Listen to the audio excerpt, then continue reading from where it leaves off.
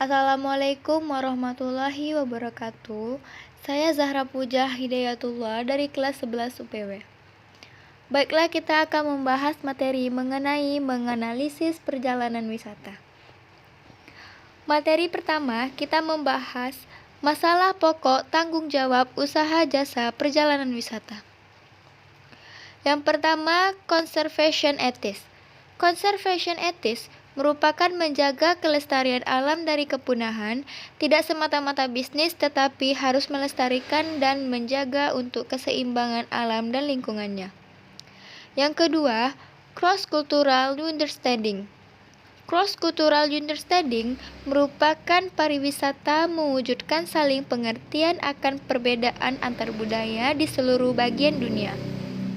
Yang ketiga, communication, empowerment, and capacity building merupakan mengembangkan komunikasi sebagai sarana pembangunan masyarakat dunia yang saling menguntungkan. Yang keempat, carrying capacity level of acceptable change merupakan mengarahkan pada suatu perubahan kemampuan yang dapat dipertanggungjawabkan dalam bidang kemampuan sosial budaya, kemampuan ekonomi, kemampuan lingkungan, kemampuan kelembagaan, kemampuan fisik. Yang kelima, controlled development and planning merupakan sebagai kontrol perencanaan dan pembangunan suatu negara. Materi selanjutnya kita membahas jenis-jenis perjalanan wisata. Yang pertama, perjalanan wisata berdasarkan tempat atau wilayah. Perjalanan wisata ini disusun berdasarkan tempat pelaksanaan wisata tersebut.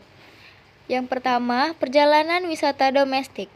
Perjalanan wisata domestik adalah perjalanan wisata yang diselenggarakan di dalam negeri tempat di mana paket wisata tersebut dibuat. Yang kedua, perjalanan wisata internasional. Perjalanan wisata internasional adalah perjalanan wisata yang diselenggarakan di luar negeri tempat paket wisata berdasarkan wilayah penyelenggaraan.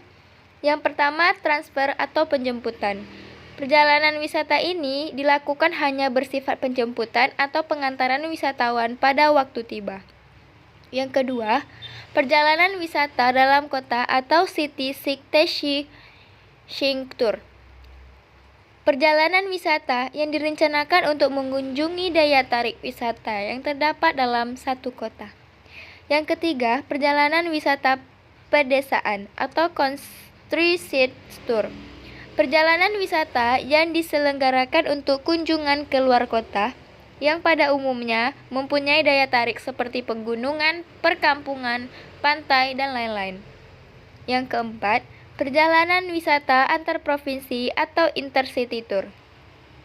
Tur yang direncanakan untuk mengunjungi beberapa kota yang mempunyai daya tarik dalam satu daerah provinsi.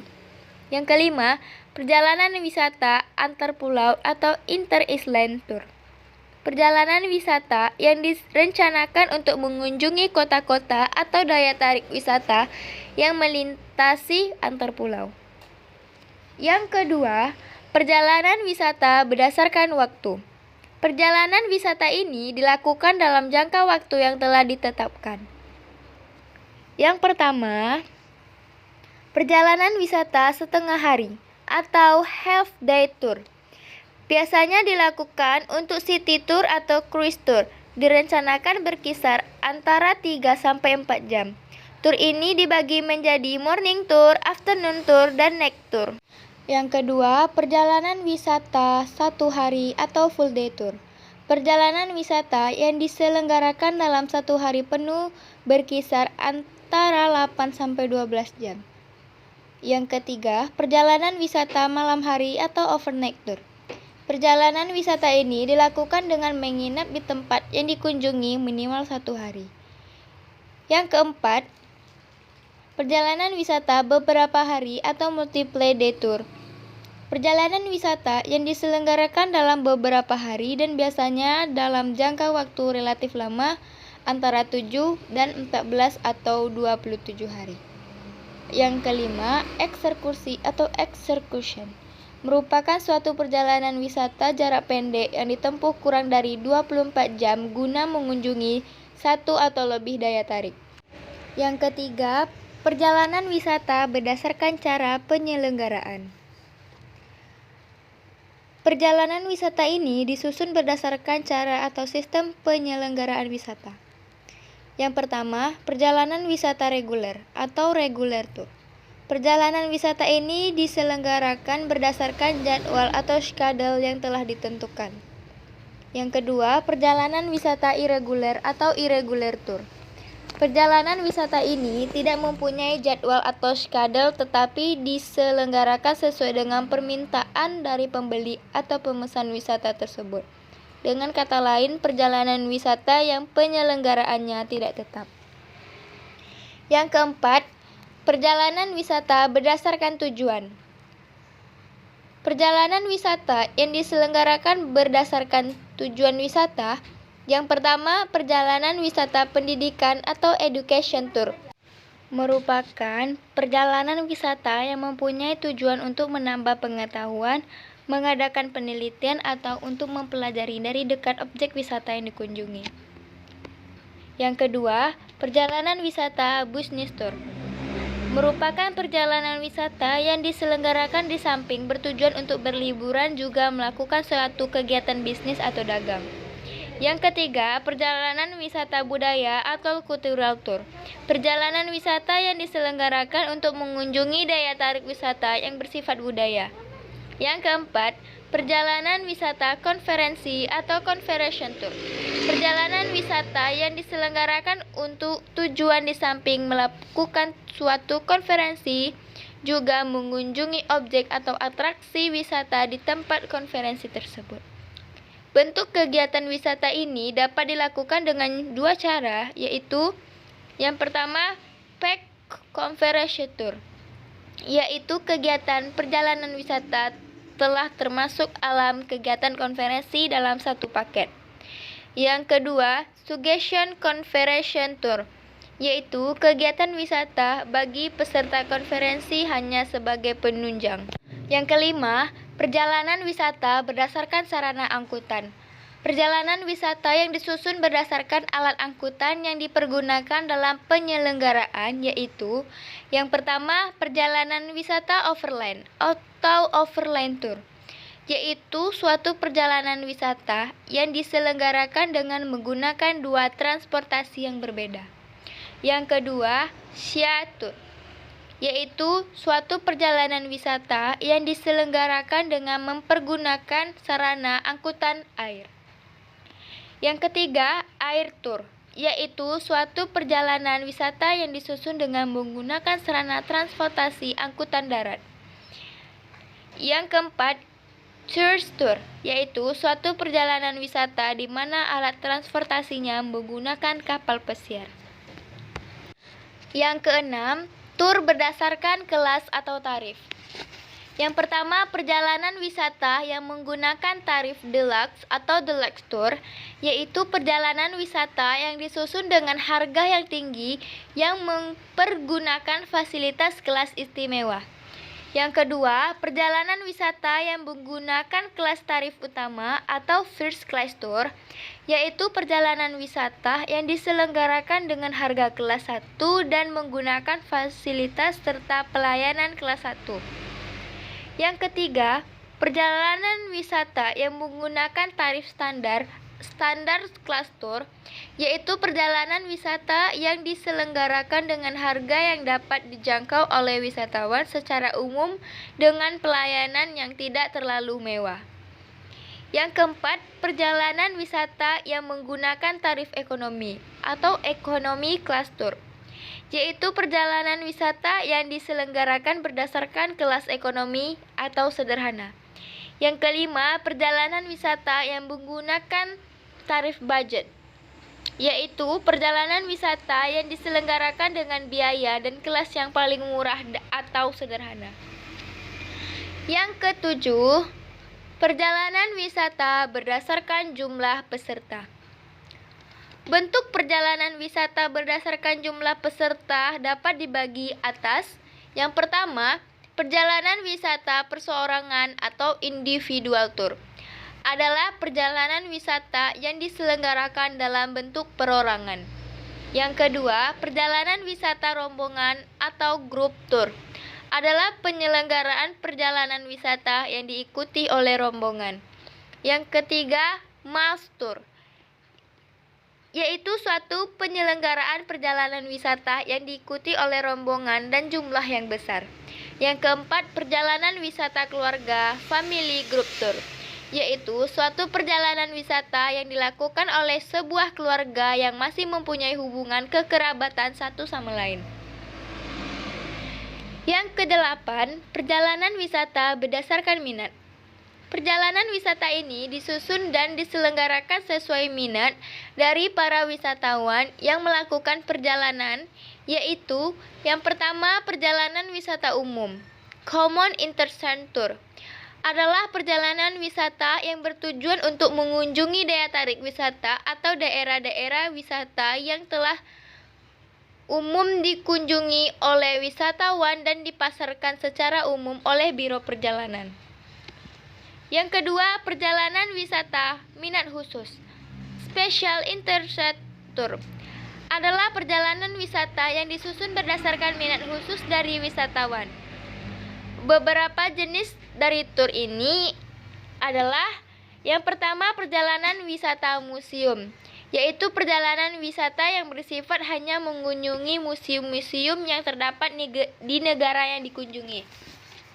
Yang kedua, perjalanan wisata arkeologi, yaitu perjalanan wisata yang objek wisatanya mempunyai nilai arkeologi yang digunakan untuk penelitian. Yang ketiga, perjalanan wisata arsitektur, yaitu perjalanan wisata yang bertujuan untuk mengunjungi bangunan-bangunan yang mempunyai nilai arsitektur yang tinggi dan menarik. Yang keempat, perjalanan wisata pertualangan atau adventure tour, yaitu perjalanan wisata yang bersifat bertualangan. Yang kelima, marine tour, yaitu perjalanan wisata yang bertujuan untuk mengunjungi daya tarik wisata yang berhubungan dengan laut. Yang keenam, incentive tour, yaitu perjalanan wisata yang penyelenggaraannya dilakukan secara intensif dalam satu periode. Yang kesembilan, perjalanan wisata berdasarkan pengaturannya. Yang pertama, perjalanan wisata terencana, yaitu suatu perjalanan wisata yang jauh hari sebelumnya telah diatur segala sesuatunya, baik transportasi, akomodasi, maupun daya tarik wisata yang akan dikunjungi. Yang kedua, perjalanan wisata paket, yaitu suatu produk perjalanan wisata yang dijual oleh suatu perusahaan biro perjalanan di mana harga paket wisata tersebut telah mencakup biaya perjalanan, hotel, maupun fasilitas lainnya. Yang ketiga, perjalanan wisata terpimpin atau short tour, yaitu suatu paket perjalanan ekskursi yang dijual oleh biro perjalanan dengan dipimpin oleh suatu pemandu wisata yang diselenggarakan secara rutin dalam jangka yang telah ditetapkan dan dengan rute perjalanan tertentu pula. Yang keempat, special agreed tour, yaitu perjalanan wisata yang disusun secara khusus guna memenuhi permintaan dan keinginan pelanggan atau lebih sesuai dengan kepentingannya. Yang kelima, perjalanan wisata tambahan, yaitu perjalanan wisata tambahan di luar pengaturan yang telah disusun dan kegiatan perjalanan wisata tidak wajib untuk semua peserta. Materi selanjutnya kita membahas bentuk perjalanan wisata. Yang pertama, bentuk perjalanan wisata menurut jumlah orang yang berpergian. Yang pertama, perjalanan wisata individu atau perorangan, yaitu bila seseorang atau sekelompok orang dalam melakukan perjalanan wisatanya melakukan sendiri di mana ia memilih daerah tujuan wisata beserta programnya serta pelaksanaannya dilakukan sendiri. Yang kedua, perjalanan wisata kolektif, yaitu suatu perusahaan biro perjalanan wisata yang menjual paketnya kepada siapa saja yang berminat dengan keharusan membayar sejumlah uang yang telah ditentukan. Yang kedua, bentuk perjalanan wisata menurut sifatnya. Yang pertama, perjalanan wisata aktif atau aktif turis, adalah perjalanan wisata yang mendatangkan wisatawan asing dengan membawa devisa ke suatu negara. Yang kedua, perjalanan wisata pasif adalah penduduk suatu negara yang pergi ke luar negeri dan membawa uang keluar untuk diperlanjakan di negara lain. Yang ketiga, bentuk perjalanan wisata menurut motivasi perjalanan. Yang pertama, perjalanan wisata rekreasi. Perjalanan wisata rekreasi adalah bentuk perjalanan wisata yang mengutamakan untuk beristirahat guna memulihkan kembali kesegaran jasmani dan rohani dan menghilangkan kelelahan. Yang kedua, perjalanan wisata untuk menikmati perjalanan atau pleasure tourist adalah bentuk perjalanan wisata yang dilakukan oleh orang-orang yang meninggalkan tempat tinggalnya untuk berlibur, untuk mencari udara segar, untuk memenuhi kehendak ingin tahunya, untuk menikmati liburan. Yang ketiga, perjalanan wisata budaya. Perjalanan wisata budaya adalah bentuk perjalanan wisata yang ditandai dengan rangkaian motivasi seperti keinginan untuk belajar adat istiadat dan cara hidup rakyat negara sendiri. Yang keempat, perjalanan wisata olahraga. Bentuk perjalanan wisata ini dapat dibedakan menjadi dua kategori. Yang pertama, big sport events, yaitu peristiwa olahraga besar yang menarik perhatian baik olahragawan sendiri maupun penggemarnya. Yang kedua, sporting tourists of the parachuters, yaitu bentuk olahraga bagi mereka yang ingin berlatih atau mempraktikkan sendiri seperti mendaki gunung, olahraga naik kuda, berburu, memancing, dan lain sebagainya. Yang kelima, perjalanan wisata untuk urusan usaha adalah bentuk perjalanan wisata yang dilakukan oleh kaum pengusaha atau industrialis, tetapi dalam perjalanannya hanya untuk melihat eksibisi atau pameran dan sering mengambil dan memanfaatkan waktu untuk menikmati atraksi di negara yang ditujui. Yang keenam, perjalanan wisata untuk tujuan konferensi atau konferensi turis adalah perjalanan wisata yang dilakukan oleh orang-orang yang akan menghadiri pertemuan-pertemuan ilmiah, seprofesi, dan politik. Yang keempat, bentuk perjalanan wisata menurut letak geografis.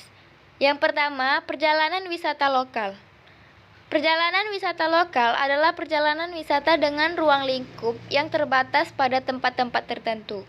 Yang kedua, perjalanan wisata regional. Perjalanan wisata regional adalah kegiatan perjalanan wisata yang berkembang di suatu wilayah yang meliputi beberapa pariwisata lokal. Yang ketiga, perjalanan wisata nasional. Perjalanan wisata nasional adalah lingkup perjalanan wisata yang berkembang dalam satu negara. Yang keempat, perjalanan wisata regional internasional merupakan kegiatan perjalanan wisata yang berkembang di suatu kawasan yang merupakan gabungan dari beberapa negara yang berdekatan. Yang kelima, perjalanan wisata internasional merupakan kegiatan perjalanan wisata yang berkembang dengan lingkup di seluruh negara di dunia. Yang kelima, perjalanan wisata menurut waktu berkunjung. Yang pertama, perjalanan wisata seasonal merupakan perjalanan wisata yang kegiatannya berlangsung pada musim-musim tertentu. Yang kedua, perjalanan wisata osasional merupakan perjalanan wisata yang diselenggarakan dengan mengaitkannya dengan kejadian atau event tertentu seperti Galungan dan Kuningan di Bali. Yang keenam, perjalanan wisata menurut objeknya. Yang pertama, perjalanan wisata budaya. Perjalanan wisata budaya adalah perjalanan wisata yang disebabkan adanya daya tarik seni dan budaya di suatu daerah atau tempat, seperti peninggalan nenek moyang, benda-benda kuno, dan lain sebagainya. Yang kedua, perjalanan wisata kesehatan, yaitu perjalanan wisata yang dilakukan dengan tujuan untuk menyembuhkan suatu penyakit. Yang ketiga, perjalanan wisata komersial, merupakan perjalanan wisata yang kaitan dengan perdagangan seperti penyelenggaraan expo, fair, exhibition, dan lain sebagainya. Yang keempat, perjalanan wisata politik.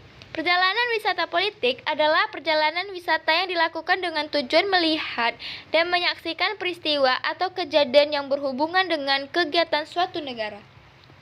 Yang ketujuh, perjalanan wisata menurut alat angkutan. Yang pertama, land tourist adalah jenis pariwisata yang di dalam melaksanakan kegiatan menggunakan kendaraan darat seperti bus, kereta api, mobil pribadi atau taksi, dan kendaraan lainnya. Yang kedua, sea or river tourist adalah kegiatan pariwisata yang menggunakan sarana transportasi air seperti kapal laut, feri, dan lain sebagainya. Yang ketiga, air tourist adalah kegiatan pariwisata yang menggunakan sarana transportasi udara seperti pesawat terbang, helikopter. Yang kedelapan, perjalanan wisata menurut umur. Yang pertama, youth tourist atau wisata remaja. Wisata remaja adalah jenis pariwisata yang dikembangkan bagi remaja dan pada umumnya dengan harga relatif murah dan menggunakan sarana akomodasi youth hotels. Yang kedua, adult tourist adalah kegiatan pariwisata yang diikuti oleh orang-orang berusia lanjut. Pada umumnya, orang-orang yang melakukan perjalanan ini adalah mereka yang menjalani masa pensiun. Yang kesembilan, perjalanan wisata menurut jenis kelamin. Yang pertama, masculine tourist adalah jenis wisata yang hanya diikuti oleh kaum pria. Yang kedua, feminine tourist adalah jenis pariwisata yang diikuti oleh kaum wanita. Materi selanjutnya, kita membahas dokumen perjalanan wisata. Yang pertama, kita membahas pengertian apa itu dokumen perjalanan. Dokumen perjalanan merupakan dokumen resmi yang dikeluarkan oleh pejabat dan berwenang dari suatu negara, perserikatan bangsa-bangsa atau organisasi internasional lainnya yang melakukan perjalanan antar negara yang memuat identitas pemenangnya. Dokumen perjalanan ini dapat dibedakan menjadi dua. Yang pertama, valuable travel document. Yang kedua, unvaluable travel document. Apa itu valuable travel document?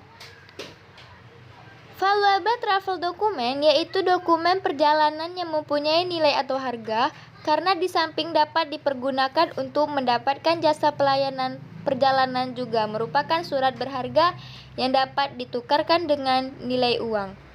Yang termasuk ke dalam jenis dokumen ini adalah yang pertama, tiket. Dengan memiliki tiket, seseorang akan mendapatkan jasa pelayanan pada angkutan darat, laut, maupun udara, baik domestik ataupun internasional. Namun apabila tiket ini tidak dipergunakan secara keseluruhan atau hanya sebagian dari rute-rutenya yang telah tercantum pada tiket, maka dapat diuangkan kembali sesuai dengan perjanjian yang telah disepakati. Yang kedua, travel voucher. Travel voucher yaitu suatu dokumen yang dapat ditukarkan dengan jenis-jenis pelayanan sebagaimana yang tercantum di dalamnya. Dengan memiliki travel voucher, seorang dapat memperoleh pelayanan atau jasa atau barang sesuai dengan nilainya, seperti akomodasi, transportasi, makanan dan minuman, atraksi wisata, dan lain-lain. Yang ketiga, miscellaneous change order atau MCO, yaitu dokumen yang dikeluarkan oleh perusahaan penerbangan agar pemegang dokumen ini mendapat suatu kemudahan memperoleh tiket di tempat lain atau mendapatkan uang kembali karena adanya kekurangan pelayanan atau servis yang diperoleh sesuai dengan ketentuan yang berlaku. Contohnya, karena downgrade. Yang kedua, karena kelebihan dari adanya reroute. Sekarang kita masuk mengenai apa itu unvaluable travel document. Unvaluable travel document yaitu dokumen perjalanan yang tidak mempunyai nilai atau harga karena tidak dapat ditukarkan dengan sejumlah jasa atau barang maupun dengan nilai uang. Sebagaimana valuable travel document dikatakan sebagai dokumen yang tidak mempunyai nilai atau harga, akan tetapi merupakan sesuatu yang berharga dan penting bagi orang-orang yang melakukan perjalanan karena akan menjadi surat-surat dan keterangan yang dapat memperlancar perjalanan seseorang, terutama apabila memasuki negara lain. Yang termasuk ke dalam kategori dokumen yaitu yang pertama pasport, yang kedua exit permit atau re-entry permit, yang ketiga visa, yang keempat Hill Certificate atau International Certificate of Vacation atau IVC, yang kelima physical.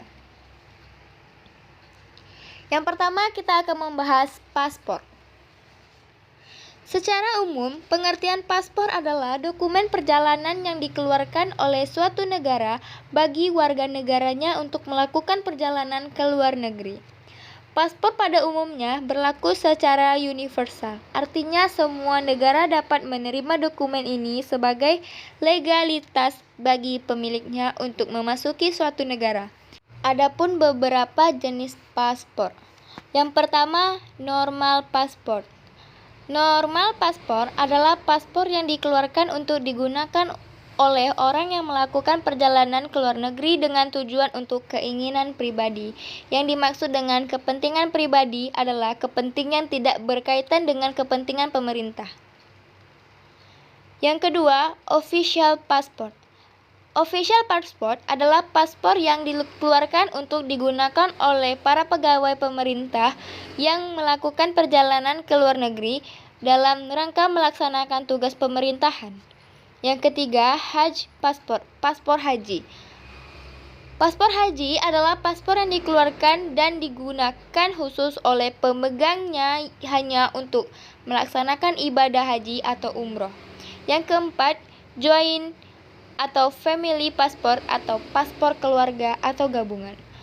Adalah paspor yang dikeluarkan dan diberikan kepada suatu keluarga yang terdiri dari suami atau istri dan anak-anaknya yang belum dewasa, atau seseorang anggota keluarga yang belum dewasa, masih berada dalam pengawasan dan perlindungannya.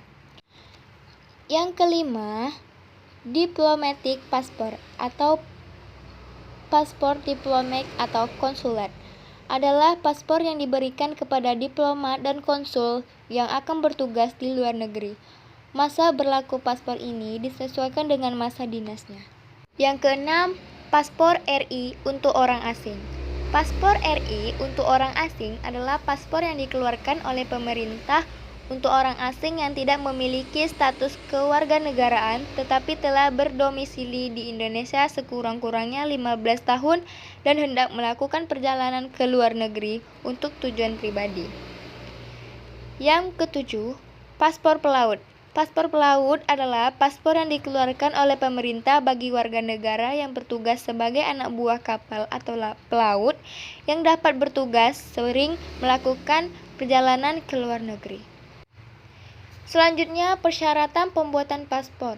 Yang pertama, kita harus menyiapkan kartu identitas atau surat keterangan dari Biro Kerjasama Luar Negeri dari pemohonan paspor dinas.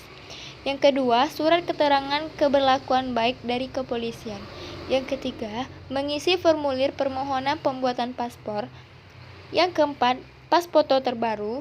Yang kelima, sidik jari dan wawancara khusus permohonan paspor biasa. Yang kedua, kita akan membahas tentang visa. Visa adalah dokumen resmi yang dikeluarkan oleh suatu negara atau perwakilannya sebagai tanda diperkenankannya seseorang dari negara lain memasuki wilayah negara tertentu. Fungsi utama dari visa adalah sebagai dokumen bahwa pemegang visa dari suatu negara telah diperkenankan tinggal untuk keperluan tertentu di negara tersebut. Berikut ada beberapa macam-macam visa. Yang pertama, visa transit. Visa transit adalah izin memasuki wilayah negara yang diberikan kepada orang atau warga negara asing yang sedang dalam perjalanan dan melakukan persinggahan atau transit pada suatu kota tersebut. Yang kedua, visa wisata. Visa wisata adalah visa yang diberikan kepada seseorang untuk diperkenankan masuk ke suatu wilayah negara dengan tujuan untuk melakukan kunjungan pribadi. Yang ketiga, visa dinas. Visa dinas adalah visa yang diberikan kepada seseorang yang memasuki wilayah satu negara untuk keperluan dinas atau melaksanakan tugas-tugas pemerintah. Yang keempat, visa pelajar. Visa pelajar adalah visa yang diberikan kepada seseorang untuk memasuki wilayah satu negara dengan tujuan untuk belajar. Yang kelima, visa diplomat. Visa diplomat adalah visa yang diberikan kepada orang untuk memasuki wilayah satu negara dengan tujuan untuk melaksanakan tugas diplomat seperti duta besar, konsul jenderal, dan atau tugas diplomat lainnya. Yang keenam, visa pekerja. Visa bekerja adalah visa yang diberikan kepada seseorang untuk memasuki wilayah satu negara dengan tujuan untuk bekerja. Yang ketujuh, visa khusus pelaut atau awak pesawat adalah visa yang diberikan kepada pelaut dan awak pesawat untuk memasuki wilayah satu negara dengan tujuan untuk melakukan persinggahan dan perjalanannya. Adapun persyaratan untuk mengurus visa. Yang pertama, kita mengisi formulir permohonan visa. Yang kedua, surat keterangan kesehatan dari dokter yang dituju. Yang ketiga, paspor yang masih berlaku lebih lama dari rencana masa tinggal di negara yang dituju. Yang keempat, surat keterangan sponsor atau penanggung dan alamat tinggal selama berada di negara yang dituju bagi yang melakukan perjalanan untuk keperluan pribadi dan atau uang secukupnya untuk memenuhi kebutuhan hidup selama berada di negara yang dituju. Yang kelima, alamat lengkap selama berada di negara yang dituju. Yang keenam, tiket penerbangan pergi dan pulang dari negara asal menuju ke kota yang telah dituju dan kembali ke kota atau negara asal. Yang ketujuh, pas foto terbaru. Materi selanjutnya kita membahas mengenai fiskal. Fiskal adalah surat keterangan membayar pajak bagi orang yang berpergian ke luar negeri. Pajak yang dimaksud adalah kategori pajak penghasilan yang dibayar di muka oleh orang yang berpergian ke luar negeri. Surat keterangan ini dikeluarkan oleh Direktur Jenderal Pajak, Departemen Keuangan. Ada beberapa orang yang tidak diwajibkan membayar fiskal, yaitu yang pertama, warga negara Indonesia yang tinggal di luar negeri. Yang kedua, warga negara Indonesia yang menjadi air atau sea crew. Yang ketiga, warga negara Indonesia yang melakukan perjalanan untuk melaksanakan tugas pemerintahan atau dinas dan dibiayai oleh pemerintah. Yang keempat, diplomatik atau konsular staff dari kedutaan asing yang ada di Indonesia. Demikianlah hasil presentasi saya. Assalamualaikum warahmatullahi wabarakatuh.